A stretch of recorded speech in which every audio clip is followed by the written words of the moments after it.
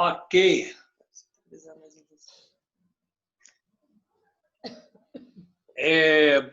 Muito obrigado aí pela confiança, pelo privilégio da gente poder estar junto nesse tempo, nesse momento. Amém? Amém. Eu queria, antes de falar propriamente no nosso texto, os irmãos quiserem abrir aí, os irmãos podem abrir a Bíblia, Marcos 5, de 21 a 43. Esse vai ser o nosso texto base. Mas antes de tocar nesse texto, é importante a gente falar algumas coisas. Primeiro, muitos pensam que os milagres que Jesus fez foram só naquela época e que hoje não acontece mais. Esse é um grande problema que nós vivemos hoje, né? Então, na lição passada que o irmão Marcelo deu, Jesus fala, né, para os apóstolos: por que sois tão tímidos? Né? Por que estão tão incrédulos? Por que não acreditam? Né? Então, essa questão da fé, ela é importante e ela é importante nos nossos dias. Hoje, essa falta de fé, ela aumentou muito. Com essa pandemia, muitos estão buscando mais e têm aumentado a sua fé. Estão vendo os milagres de Deus na sua vida, né? Coisas que parecem ser naturais não são naturais, são milagres de Deus na sua vida. E as pessoas dizem: os milagres foram feitos só por Jesus. Milagre é feito por Jesus ainda, não é pelo homem. Mas Deus nos usa como canais. Deus usou sempre homens de Deus como canais, né? Nós vamos falar da ressurreição da filha de Jairo. O primeiro milagre de ressurreição que nós temos aqui na Bíblia, que eu me lembre, é o milagre de Elias, não é isso? Quando ele ressuscita lá, Elias ou Eliseu? Eliseu. Depois eu vejo conforme. Depois, Eliseu, né? Então, assim, foram os primeiros milagres lá atrás. Jesus vai realizar 3 milagres de ressurreição, né? 3 milagres de ressurreição.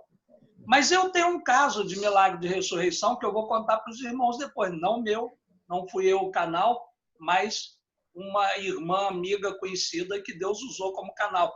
Vou contar aqui como exemplo.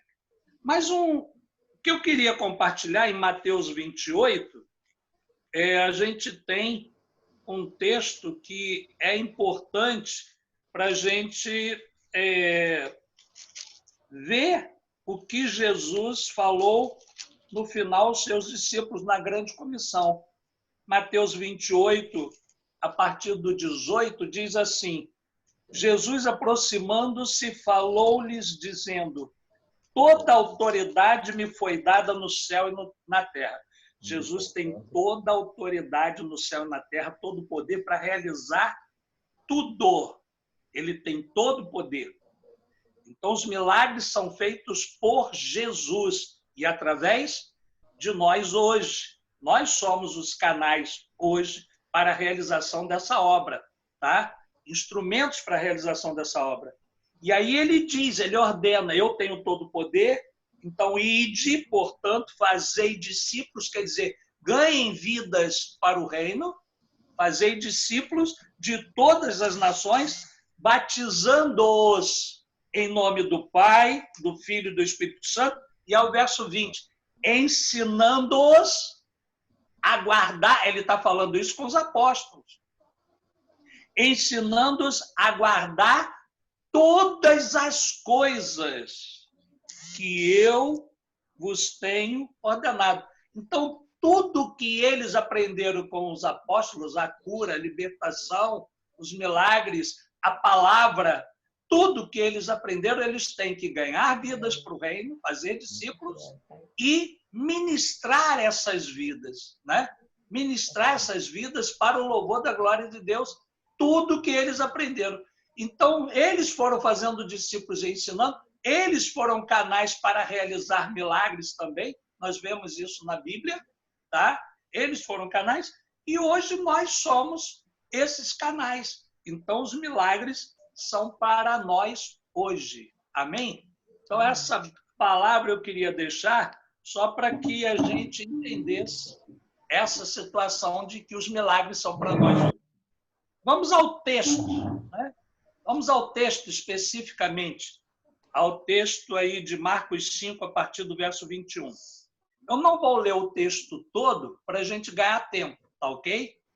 A gente já conhece bem a história, os irmãos já conhecem bem a história, mas eu quero ganhar um pouco de tempo economizando na leitura total do texto. Verso 21. Tendo Jesus voltado no barco para o outro lado, afluiu para ele grande multidão e ele estava junto do mar. Quando Jesus estava voltando de Gadara, ou de Gerar, como alguns dizem, né? Jesus estava voltando de Gerar ou de Gadara, e ele atravessa o mar de volta, e nós lembramos que na ida, o Marcelo falou do texto, né? Teve lá uma grande tempestade para chegar a Gadara, teve a grande tempestade, foi um milagre que nós estudamos domingo passado, mas na volta eles foram expulsos. A população, a comunidade de Gerar, devido ao grande milagre da libertação daquele gadareno, eles disseram, nós não queremos o senhor aqui, vai embora. Isso é muito forte para a gente, né? A obra foi muito tremenda, a gente está com medo, vai embora. Em vez deles acolherem Jesus pelo grande milagre, em vez deles receberem a Jesus pela grande obra e receberem o poder de Jesus ali, eles não receberam, mandaram embora. E Jesus atravessa o mar, chega a Cafarnaum de novo, e quando chega ali a cidade, a base dele, em Cafarnaum, o que acontece? Ele chega e logo a multidão o aperta, logo a multidão o comprime. Tendo Jesus voltado no barco para o outro lado, afluiu para ele grande multidão, e ele estava junto no mar. Que contradição, né? Uns mandam embora, expulsam, e outros querem abraçar, receber. E aí a gente vê que uns repelem por medo, ou por não acreditar, ou por falta de fé. Nós vemos que os fariseus, eles rejeitavam a Jesus, né? Os fariseus, eles implicavam com Jesus, eles falavam mal de Jesus, né? E a coisa complicava para eles lá, não é isso? Então, os fariseus, eles rejeitavam o Senhor Jesus. Mas Cafarnaum, que foi a cidade que mais recebeu os milagres de Jesus, foi a cidade que mais foi impactada por Jesus, diz lá o texto de Lucas, né, que Jesus fez mais.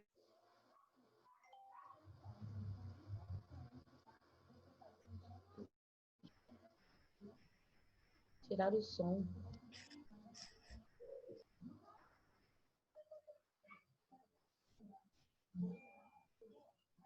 Pastor Douglas. Tá? E o pastor... Voltou. Amém? Amém. Voltou, pastor. Então, ela teria mais rigor no julgamento. Tá? Então, esse era um grande problema. Por ter recebido a maior informação, por ter recebido o maior milagre, teria mais rigor no julgamento do que Tiro e Sidom. O maior rigor seria para Cafarnaum, né? Betsaida, Corazim, vocês vão ter o maior rigor do que Tiro e Sidom. Porque se isso fosse feito lá em Tiro e Sidom, eles teriam se rendido. E Cafarnaum se ajunta para receber os milagres, receber as curas, receber a... Saiu de novo. É porque eu... Ai, Jesus. Até o nosso? Não.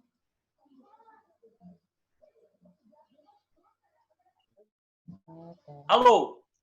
Voltou. Foi, pastor, foi. Tá. Então, vocês ouviram até onde? Até onde? Até onde eu vi falando de Cafarnaum, dos Tá. milagres que eles receberam. Então, eles teriam mais rigor para o julgamento no juízo final para Cafarnaum, para Perfeito. Corazim, Betsaida, do que para Tiro e Sidom. E Jesus disse assim, se eles lá em Tiro e Sidom tivessem recebido a mensagem que vocês receberam, eles teriam se rendido, eles teriam se convertido.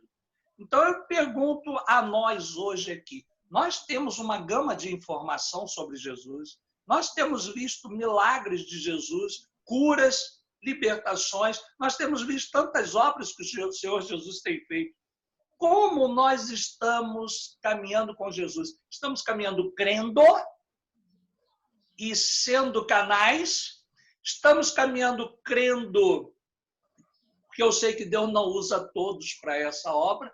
Deus chama alguns com dons específicos. Então, os dons não são para todos, cada um tem o seu dom, tá? Eu entendo isso perfeitamente, mas não é porque eu não tenho o dom que eu não vou crer. Eu posso crer que Deus faz. Ah, pastor, eu não tenho dom de cura, mas eu creio que Deus faz e eu oro para que Deus faça. Não, muitas vezes Deus vai usar a mim, mas vai usar alguém que Deus tem o dom para isso. Amém? Então, nós precisamos entender isso, tá? De como que Deus faz essa obra. E aí tem aqueles que caminham e creem, tem aqueles que ouvem falar e creem, mas não estão vivendo de acordo com esta obra, e tem aqueles que literalmente não creem. Eu não acredito que essa obra é para hoje, né? E a gente tem que ter cuidado com isso. Mas Jesus chega em Cafarnaum e uma grande multidão já estava junto ao mar, aguardando, esperando. Verso 22, eis que chegou a ele um dos principais da sinagoga, o chefe da sinagoga de Cafarnaum, porque cada cidade tinha uma sinagoga, né? As sinagogas elas eram espalhadas pelas cidades de Israel, do povo de Deus ali, e em Cafarnaum tinha uma. E o chefe da sinagoga era Jairo, era um homem religioso, era um homem que conhecia as Escrituras, que deveria entender que as Escrituras falavam do Messias, do Cristo, e que os sinais que aconteciam ali eram do Cristo. Mas como muitos que se diziam o Cristo vieram antes, porque eles criam num Cristo libertador político, né? E não religioso, esse era o grande problema. Eles queriam um libertador político, que libertassem Israel da escravidão política de todas as nações que vieram escravizando o povo de Israel. Tá? E aí,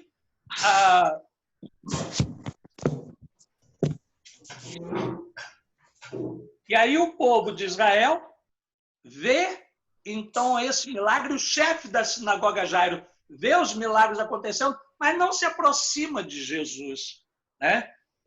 E ele, quando a corda aperta no seu pescoço, quando a sua filha fica muito doente, muito mal, o que acontece? Jairo corre para lá. Né? Então, muitas vezes, o que acontece nos nossos dias? Nós vivemos situações que Jesus muitas vezes usa os problemas e as situações da nossa vida para que a gente se aproxime. Porque a gente não se aproxima com verdade, com fé, com busca, por amor a Ele.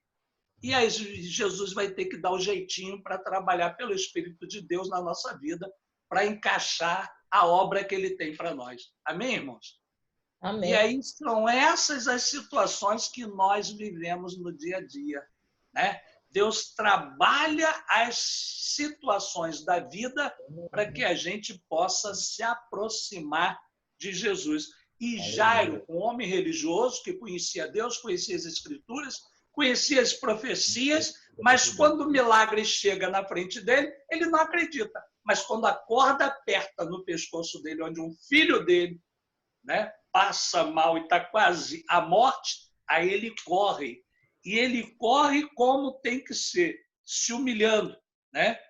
Jairo, ele vendo a Jesus, ele prostrou-se a seus pés. Jairo está cansado de conhecer Jesus. Jesus viveu em Cafarnaum, com seus discípulos praticamente. E Jesus visitava a sinagoga sempre. Então Jairo conhecia Jesus e sabia dos milagres. Mas ele não vai buscar a Jesus. Ele só vai buscar Jesus quando a sua filha fica quase à morte, né? Então, irmãos, não esperemos a coisa apertar na nossa vida para a gente buscar Jesus. Se as coisas estão caminhando, estão bem, busca Jesus, agradeça a Ele, adore a Ele, glorifique, busca o Senhor e seja instrumento de bênção para outras vidas, para milagres nas outras vidas. Se as coisas estão bem para você, seja canal para os milagres nas outras vidas. Se as coisas estão ruins para você, peça aos irmãos para ajudarem a você a buscar os milagres de Deus para a sua vida. Mas não espere a coisa apertar em você. Eu aprendi que o Espírito de Deus, ele conhece as profundidades do coração do Pai, né? É ele que conhece aquilo que o Pai tem de propósito para nós, porque é a mesma pessoa, são 3 pessoas de um Deus só, né? Então, só ele conhece a profundidade do coração do Pai, está lá em 1 Coríntios 2. E por ele conhecer a profundidade do coração do Pai, o que ele faz? Ele habita em nós, então ele prepara a nossa vida para recebermos os propósitos do Pai. Se você é selado pelo Espírito Santo de Deus, se você tem o Espírito Santo de Deus na sua vida, você é crente no Senhor Jesus, é ruim, olha, a mulher você precisa crer ela não viu que o Senhor faz essa obra na sua vida, amém? Que o Senhor vai realizar essa obra na sua vida, conduzindo você segundo os propósitos do Pai para a obra que Ele tem para a sua vida. Amém? Verso 23. Então, 22, Jairo se humilha aos pés de Jesus, ele se rende aos pés de Jesus, né? E essa filha de Jairo, ela tinha 12 anos, coisa interessante. Os irmãos, guardem isso, tá? Mais na frente a gente vai comentar um pouco sobre isso. Ela tinha 12 anos de idade e ela está com a doença que vai quase levar que vai levá-la à morte, né? Verso 24. Jesus foi com ele, né? Insistentemente lhe suplicou, 23, minha filhinha está à morte. Vem e impõe as mãos sobre ela para que seja salva e viverá, né? Vem e impõe as mãos sobre ela para que seja salva e viverá. Verso 24. Jesus foi com ele. Então, Jairo fala com Jesus. O que Jesus faz? Vai começar a caminhar com Jairo para ir para a casa dele para curá-la, porque ela ainda não tinha morrido, segundo Jairo. A doença era grave? Era. Estava quase à morte, como disse o próprio Jairo. O que isso implica? Que é urgente, que tem que ser rápido, senão ela vai morrer. Quantas vezes nós estamos assim diante de Deus, clamando com Deus com urgência, querendo urgência de Deus, querendo pressa de Deus? A gente está ansioso, angustiado com alguma situação, querendo urgência de Deus. Deus, eu estou com pressa.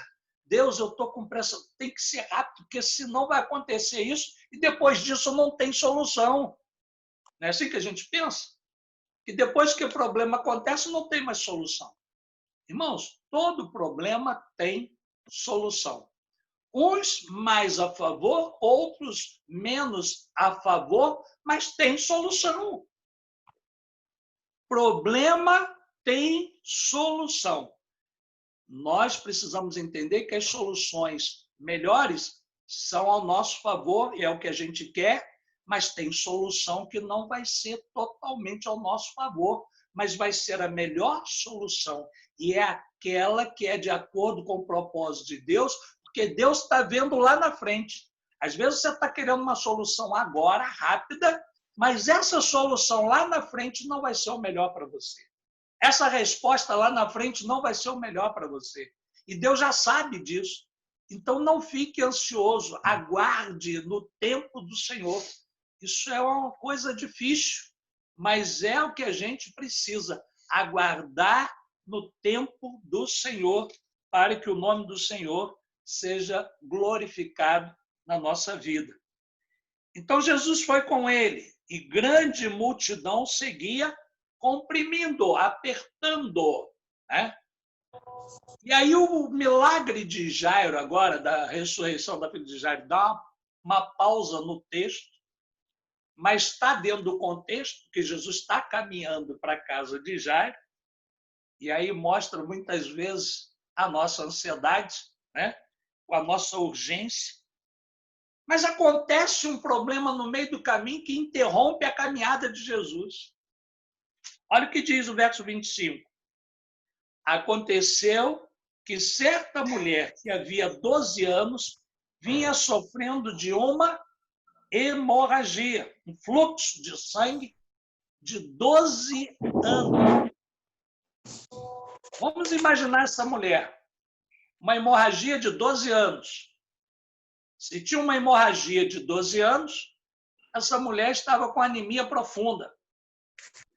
Anemia profunda significa que ela não tem forças para nada. Ela queria ficar só em cima da cama dormindo. A pessoa, quando tem anemia, ela não consegue nem varrer uma casa direito. Ela levanta, pega a vassoura, começa a varrer a casa, logo que está cansada, ofegante, e vai deitar. Ela quer só deitar e dormir. Então, ela tinha uma anemia profunda, ela tinha a dificuldade de se locomover, mas essa mulher, por ter esse problema, ela não podia conviver no meio das outras pessoas. Se alguém descobre que ela tem esse problema de hemorragia, e por isso ela é considerada uma mulher impura, não espiritualmente, mas fisicamente para nós, mas para aquele tempo, tudo que era problema físico era problema espiritual também. É sinal que ela tinha pecado. Então, aquela hemorragia, aquele fluxo, ela tinha pecado. E se ela tinha pecado, se ela era impura, ela não poderia conviver no meio das outras pessoas. E se convivesse no meio, ela fosse descoberta, ela seria apedrejada. Olha que coisa terrível. Então, aquela mulher, ela está ali no meio de todo mundo, mas ela está correndo o perigo de ser descoberta e de ser apedrejada. Então, ela vai enfrentar adversidades físicas para chegar a Jesus, porque ela vai ter que abrir caminho no meio da multidão. Ela está tocando em pessoas com a sua impureza e ela não podia tocar em pessoas, porque se ela fosse descoberta, ela seria apedrejada. Olha a diversidade dela e o perigo que ela está vivendo. Ainda assim, essa mulher vai buscar o milagre dela, ela vai buscar a bênção dela. Então, eu queria perguntar a você, você está passando por situações difíceis, situações complicadas, problemas difíceis. De que maneira você está buscando o Senhor Jesus? Eu quero ressaltar e deixar bem claro aqui que Deus é um Deus que cura hoje, mas Deus tem propósitos diferentes com a nossa vida. Nós sabemos que nem todos serão curados. Por quê? Por causa de propósitos e chamados diferentes. Amém? Então, a gente tem que ter fé, mas tem que crer também na direção e na condução daquilo que Deus está realizando na nossa vida. Daquilo que Deus está ministrando à nossa vida e ao nosso coração.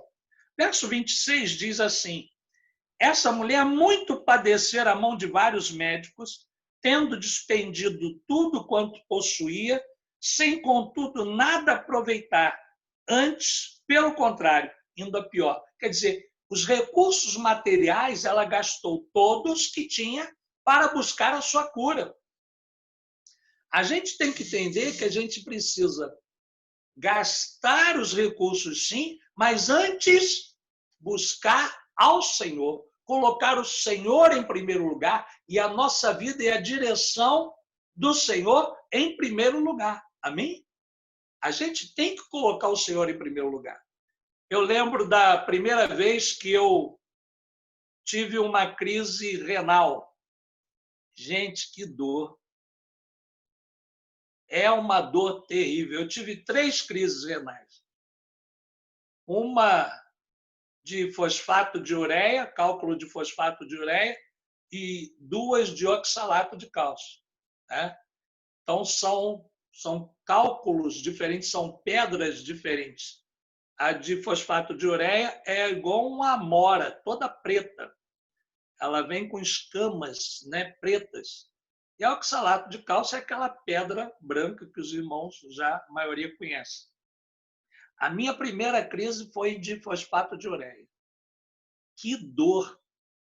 Eu trabalhava no ministério da igreja, eu tinha uma equipe de oração, e eu fui calçar o sapato logo depois do almoço, porque a gente tinha uma reunião de oração, e eu não consegui calçar o sapato e deitei no sofá e rolei de dor. E a Cleide falou logo, isso aí é rim. E eu falei assim, tá, mas vamos primeiro buscar em oração. E eu fui para a casa da irmã que a gente tinha equipe de oração, onde a gente ia orar, com aquela dor e toda, ela foi dirigindo. E nós começamos lá a orar e a clamar ao Senhor por aquele problema, por aquela situação. E tomei chá de quebra-pedra, cana do brejo, né? E tomei vários chás, e tomei suco de abacaxi, e orando. Teve uma hora que nós estávamos clamando ao Senhor que a dor sumiu. A dor sumiu. Passou uns 10 minutos, a dor voltou. Naquele momento eu senti que Deus falou comigo, o que você tinha que fazer? Me buscando, você já fez. Você agora tem que ir para o médico. E eu fui para o hospital, tomei uma injeção daquela que aliviou tudo, né? Alivia a dor geral.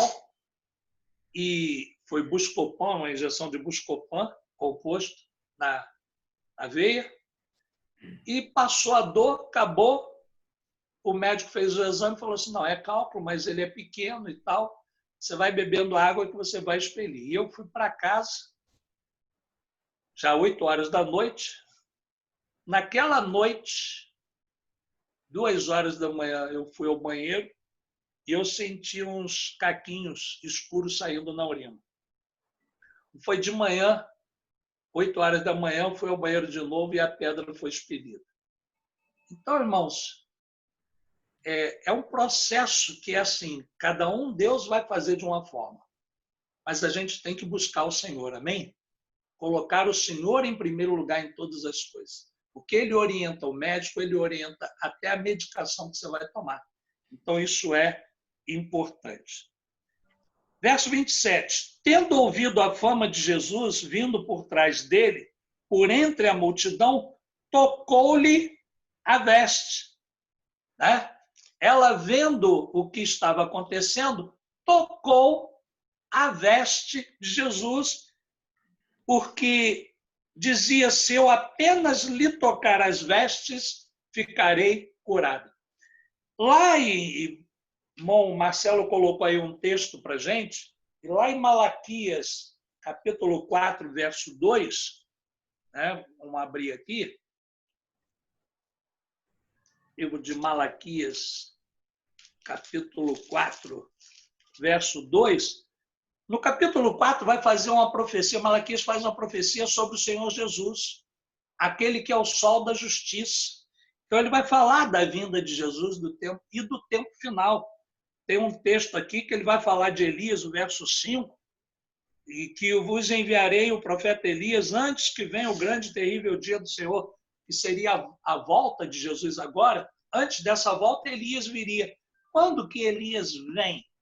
Vai ser uma das duas testemunhas que virá antes do grande e terrível dia. Lembra das duas grandes testemunhas que Apocalipse fala?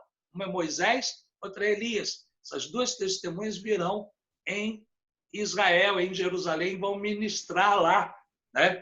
Então, essa testemunha, Malaquias fala aqui, capítulo 4. Mas no verso 2 ele vai dizer: mas para vós outros que temeis o meu nome, nascerá o sol da justiça. Quem é o sol da justiça?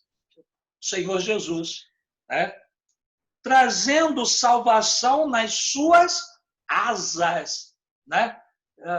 Nas suas asas, nos seus braços, mas também nas suas vestes, poderia assim se dizer, tá? Salvação nas suas vestes. E a mulher do fluxo de sangue, ela faz cumprir essa profecia de Malaquias. Ela toca nas vestes e foi curada. Ela toca nas vestes e foi curada. Porque ela dizia: se eu apenas lhe tocar as vestes, ficarei curada. O que essa mulher fez? Ela profetizou para ela. Ela creu e ela profetizou. Isso não é positivismo, irmão. A diferença de positivismo é que positivismo as pessoas vão dizer: não, levanta a cabeça, fica firme, né? Caminha. Não, vai tudo dar certo. Isso é positivismo. A diferença da fé é quando você crê que Deus assim fala através da sua palavra e através do seu espírito para a sua vida ou para o propósito que Deus tem para você. Essa é a diferença. Então, essa mulher profetizou para a sua vida: se eu tão somente tocar as vestes, ficarei curada. Ela creu e ela profetizou. Nós precisamos profetizar de acordo com a palavra de Deus. Então, vocês querem ver uma coisa? A Bíblia diz que Deus quer que todos os homens se salvem. Amém? É uma vontade intencional de Deus. Deus quer que todos os homens se salvem. Nós sabemos que nem todos vão se salvar, que depende da vontade do homem. Mas você que é servo de Deus, você que é crente no Senhor Jesus, você que é serva, minha irmã, do Senhor, você é uma profetisa no seu lar. Meu irmão, você é um profeta no seu lar, na sua família. Aqueles que não estão caminhando com Jesus, você tem que profetizar a salvação. Senhor, eu creio na salvação. Eu creio porque o Senhor quer, então eu clamo a Ti a salvação, porque eu creio pela fé. Mas, pastor, a pessoa é que tem que decidir. Sim, eu concordo. Mas o Senhor vai ter os meios dele de levar essa pessoa à salvação, nem que seja no leito de morte, quando ela estiver para morrer. Porque Deus quer salvar a todos. E importa que você profetize segundo a verdade da palavra de Deus para essa vida. Se Deus quer que todos se salvem, profetiza salvação para aqueles que não têm. Amém? Isso é importante. Isso é bíblico. Isso é palavra de Deus. Isso é milagre. É o maior milagre. É a vida eterna, é a salvação. Porque ela não é pelo nosso mérito, mas é pelo meu arrependimento. E não tem coisa melhor do que o homem se arrepender no leito de morte. Porque ali ele se arrepende, ele se conserta e o Senhor leva para salvar. Isso é importante, é o maior milagre da vida, que é a salvação, a vida eterna, quando a pessoa se rende aos pés do Senhor Jesus. Então, profetize a palavra de Deus para os seus. Verso 29. E logo se lhe estancou a hemorragia. Depois que ela toca nas vestes, se lhe estancou a hemorragia. Presta atenção. Jairo foi lá pedir a Jesus para ele ir para a sua casa. Jesus está caminhando para a casa de Jairo, mas do meio do caminho aparece a mulher do fluxo de sangue. Enquanto isso, Jairo está esperando.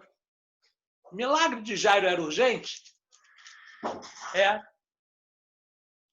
urgente, a menina podia morrer. Mas enquanto Jesus não chegasse lá para ele, a menina poderia morrer.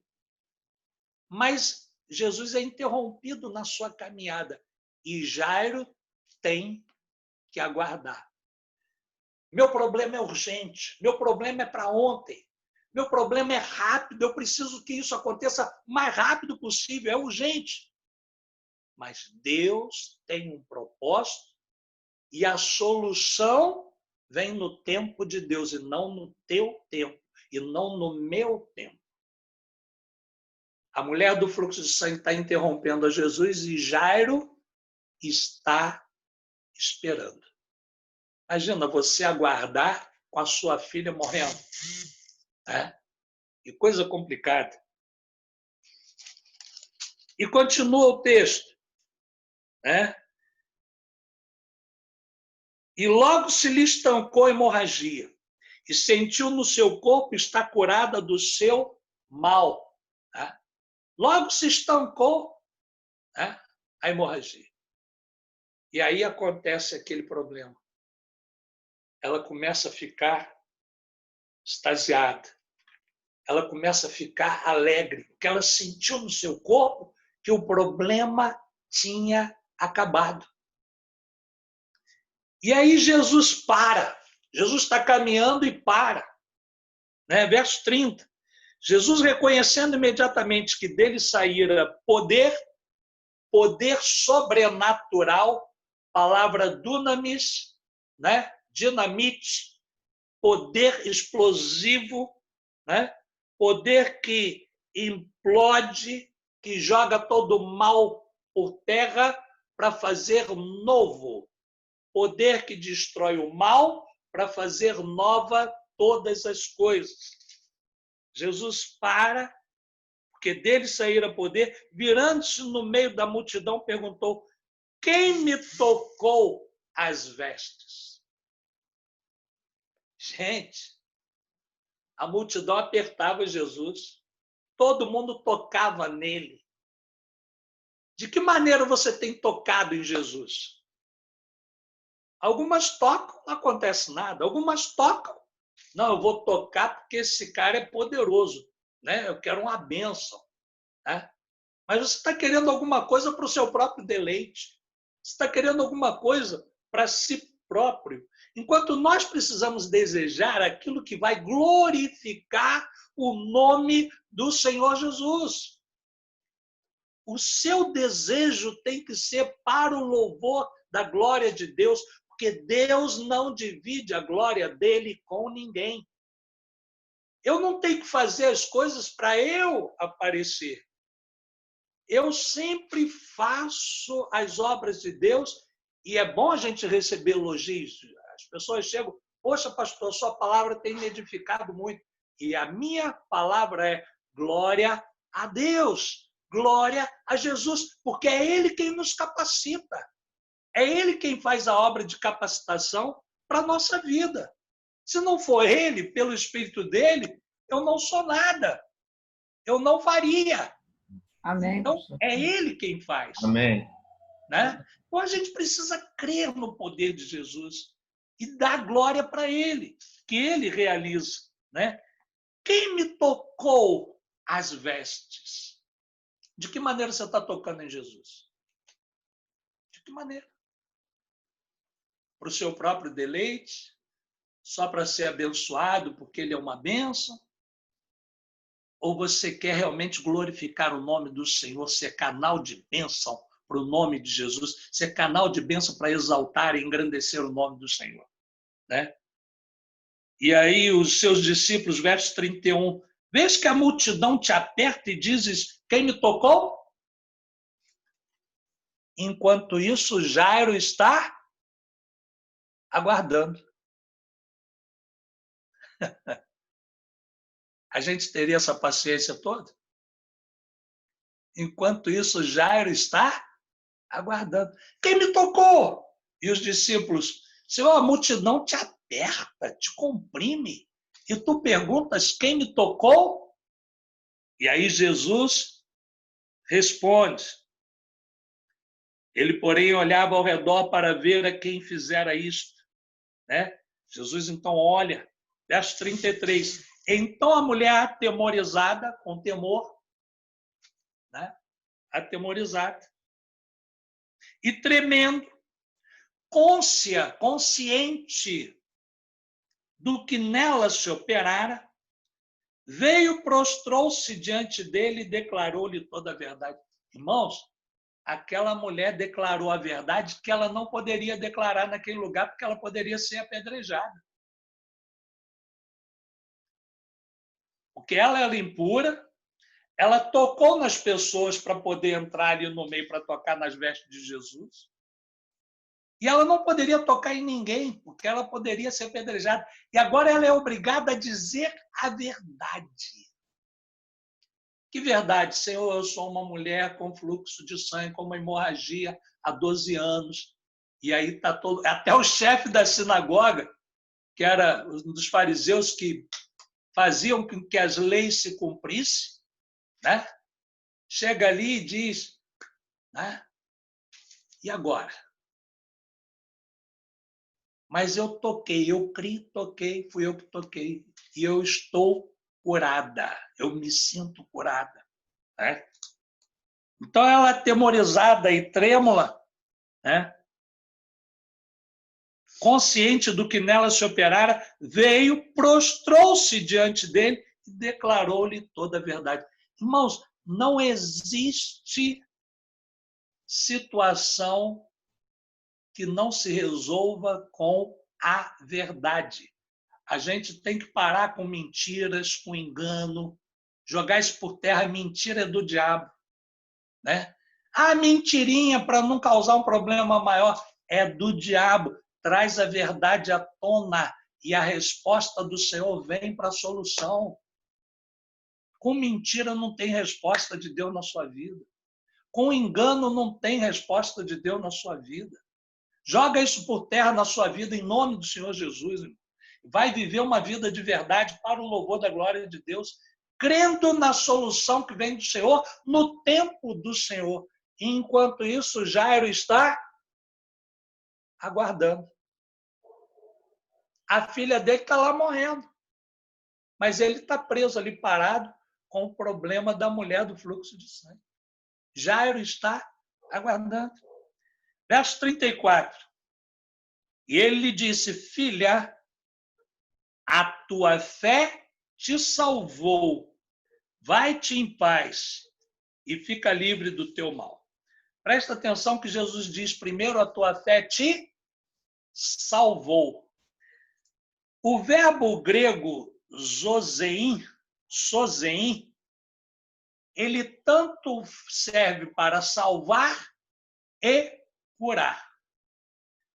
Se tanto serve para salvar como para curar, por que a tradução não foi, filha, a tua fé te curou? Porque Jesus fala as duas coisas. Então, o sentido da primeira coisa foi salvação, quer dizer, arrependimento dos seus pecados, libertação dos seus pecados, da sua vida espiritual, a tua fé te salvou. Vai-te em paz e fica livre de todo o teu mal. Quer dizer, o teu mal não vai mais acometer. Você foi curado aqui com poder, mas eu decreto para você, ordeno para você ser livre de todo o seu mal. Então, por isso a tradução no início é salvou e não curou, já que o verbo, a palavra no grego sozein, é tanto salvar como curar, como ele declarou no final ser livre de todo o seu mal, então no início ela tem o sentido de salvar. Amém? Por isso, esse sentido. Enquanto isso, Jairo está aguardando. Não é verdade? Jairo está aguardando. Verso 35. Falava ele ainda quando chegaram alguns da casa do chefe da sinagoga, a quem disseram, tua filha já morreu. Jairo, sua filha morreu.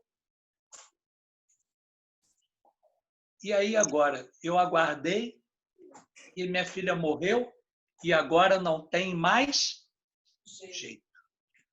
Né? Agora não tem mais jeito. Não incomodes mais o mestre. Né? Mas Jesus, sem acudir a tais palavras, disse ao chefe da sinagoga, não temas, crê somente. Não temas, crê. Não tenha medo. Crê. O verbo no grego, irmãos, verbo no grego, aqui é no gerúndio. Então, o que Jesus está dizendo para ele é o seguinte, não tenhas medo, continue crendo. Crê somente, quer dizer, continue crendo. É o que a gente precisa viver na nossa vida, no dia a dia, continuar crendo que o Senhor tem poder para operar os milagres na tua vida. Então, continue crendo. Verso 37. Contudo, não permitiu que alguém o acompanhasse, senão Pedro e os irmãos Tiago e Jesus. Né? Então, Pedro, Tiago, João, e chegando na casa, ele chama os pais para entrar no quarto. Quando ele está chegando, o pessoal fala, ele vê alvoroço, e Jesus fala assim, né? O que estáis em alvoroço e chorais? A criança não está morta, mas dorme. Na realidade, a criança estava morta, sim. Tá? Mas por que ele diz que ela dorme? Porque Jesus não queria que se espalhasse que ele estava ressuscitando vidas. Porque não era a hora, né? Não era a hora de ele ser preso.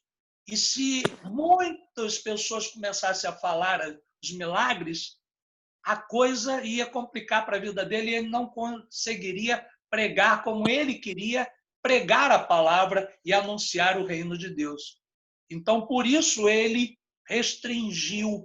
Por isso ele não disse que ela estava morta, mas que ela dormia, né? Dormia. Então, ela não estava em coma, como alguns dizem. Ela estava morta. Ela foi ressuscitada.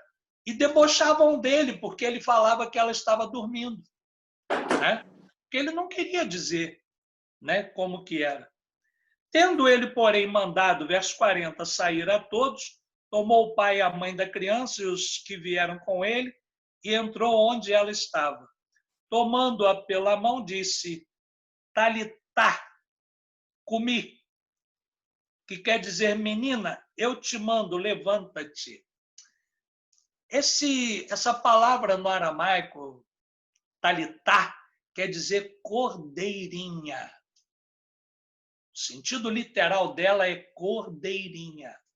Né? Você é uma cordeirinha do Senhor Jesus. Né? Talitá é cordeirinha. Menina, cordeirinha, te digo, levanta. Né? Levanta-te. Imediatamente a menina se levantou e pôs-se a andar, pois tinha 12 anos. Então ficaram todos sobremaneira admirados. Mas Jesus ordenou-lhes expressamente que ninguém o soubesse e mandou que dessem de comer à menina. Então, irmãos, aqui estão esses milagres. A questão maior é que Jairo teve que aguardar o milagre, e quando que ele pensava que tudo já tinha acabado com a morte dela, Jesus a ressuscita. Então, eu quero te dizer que ainda tem solução para a sua vida, mesmo que você ache que não tem mais jeito. Tem solução. E a solução está em Cristo Jesus. E Ele vai te iluminar, Ele vai te dirigir, Ele vai te orientar para que você tenha a tua vitória. Amém? Essa a palavra que eu tenho para os irmãos onde os irmãos precisam realmente crer, nós precisamos crer que Deus tem poder para realizar os grandes milagres. Eu queria que a pastora Cleide desse um breve testemunho de um grande milagre que nós vivemos com essa questão do fluxo de sangue. Oi, pessoal, paz do Senhor. Eu pude viver um pouco isso, né? O ano passado, tem 1 ano e 5 meses que eu vivi esse milagre. Eu viajei, minha filha estava fora, eu compartilhei isso com alguns irmãos sabem disso. Eu viajei, minha filha estava fora, e toda vez que eu viajo, né, a gente ora, né? Entra no avião, aquele medinho básico, né? Jesus entra comigo aqui nesse avião, Senhor. E eu fui feliz da vida, né, para ver o nascimento do meu neto, né, meu primeiro neto. E eu estava muito feliz. E quando chegamos lá, no dia do parto, nós antes de sairmos de casa, nós oramos, né? Colocamos as nossas vidas, a vida da minha filha na mão do Senhor, e fomos para o hospital. E lá, um hospital maravilhoso, eu nunca tinha visto um hospital daquele, né? Hospital de ponta. E estava tudo em paz, e a gente estava lá, e todos os procedimentos, pré-parto. E aí, quando chegou a hora do parto, eu costumo dizer que aquele dia foi o dia mais feliz da minha vida e o momento mais complicado que eu vivi na minha vida, né? Não é fácil, eu já trabalhei em hospital, uma coisa é você ver os outros, né, ali no leito, outra coisa é você ver seu filho ali perecendo, né, no leito, correndo risco, né? E ali minha filha, após o parto, imediatamente após o parto, a minha filha teve uma hemorragia. E eu estava ali presente, eu assisti o parto, meu genro também, e ali eu vi a minha filha perdendo sangue, muito sangue. Eu falei, isso não está legal, isso não está normal. E comecei a orar, passei um zap para Douglas. Douglas, ora, porque ela disse, está com um pouco de hemorragia aqui. E aí comecei a orar ali, né, no meu canto, sentada. Nicolas já havia nascido e estava ali clamando ao Senhor. E eu olhava lá para o volume de sangue que fica logo abaixo da mesa de parto e o sangue só enchendo. E já tinha quase 2 litros de sangue. E minha filha pálida, já sentindo dor, né? Já gemendo de dor. E eu comecei a clamar ao Senhor. E cheguei perto dela e falei, vai passar, calma, vai passar. E imediatamente quando eu cheguei perto dela, eu fiquei tonta, eu tonteei. E eu estava bem, nessa hora eu consigo, pela graça de Deus, me controlar bem. E eu tonteei, aí eu vi que não era só uma coisa fisiológica, também havia ali também uma batalha. E aí, imediatamente, eu falei para o meu genro ficar com ela ali, eu fui para o banheiro. E lá no banheiro eu clamei ao Senhor, eu guerreei, né? E eu profetizei que a minha filha não ia perder o útero, né? E eu profetizei a cura da minha filha, eu clamei, pedi a misericórdia de Deus, e Deus ouviu o meu clamor naquela hora. Só que na hora que eu estava saindo do banheiro, Deus tocou no meu coração, vai lá e ora com ela. Irmãos, o quarto era grande, era enorme, e tinham ali para mais de 12 enfermeiras, vendo aquela situação que estava em complicação, né? Uma situação complicada. E tinha para mais de 12 enfermeiras, 3 médicas lá, a sala estava cheia. E eu pedi licença, e eu estendi a minha mão sobre a cabeça da minha filha, toquei na cabeça da minha filha, e eu comecei a clamar ao Senhor.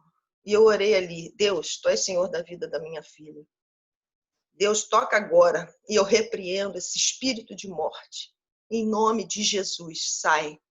Estendi a minha mão sobre a barriga da minha filha. Falei, Deus, toca e faz cessar toda a hemorragia, Pai. Tu és Senhor da nossa vida, Tu estás aqui, Pai.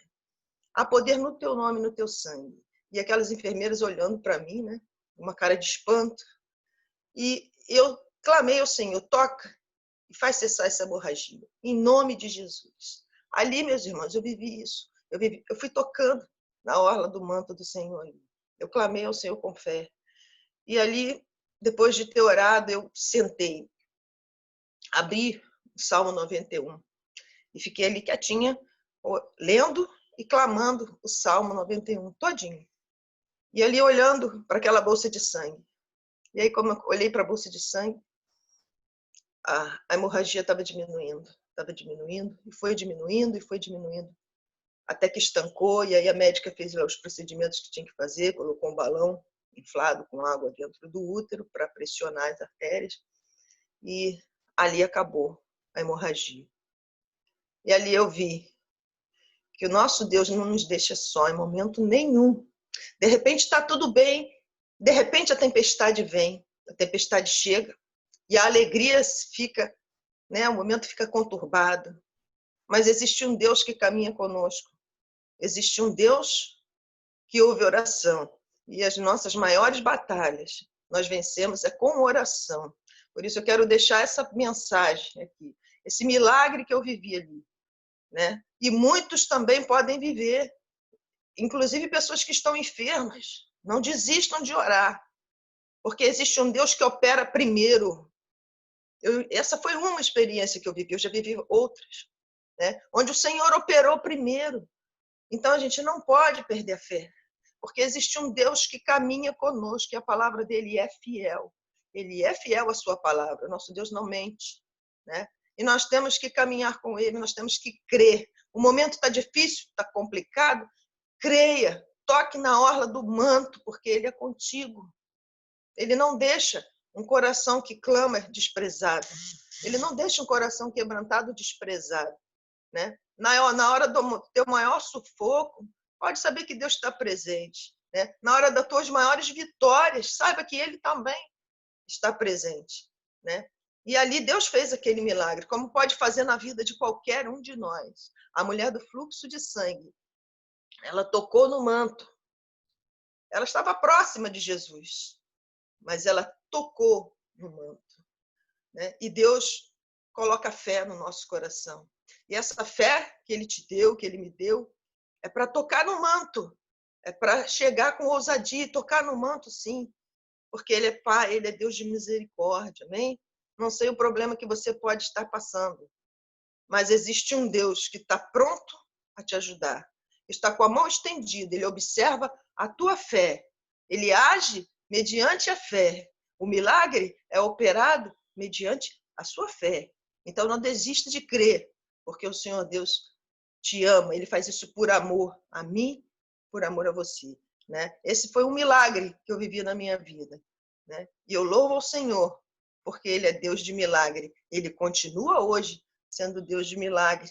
Que você possa experimentar cada dia o seu milagre, né? E agradecer ao Senhor, porque ele é um Deus presente, ele é Yahvé Shammah, ele é aquele que cuida de nós em todos os Aleluia. momentos. Glória a Deus. Aleluia. Amém, amém.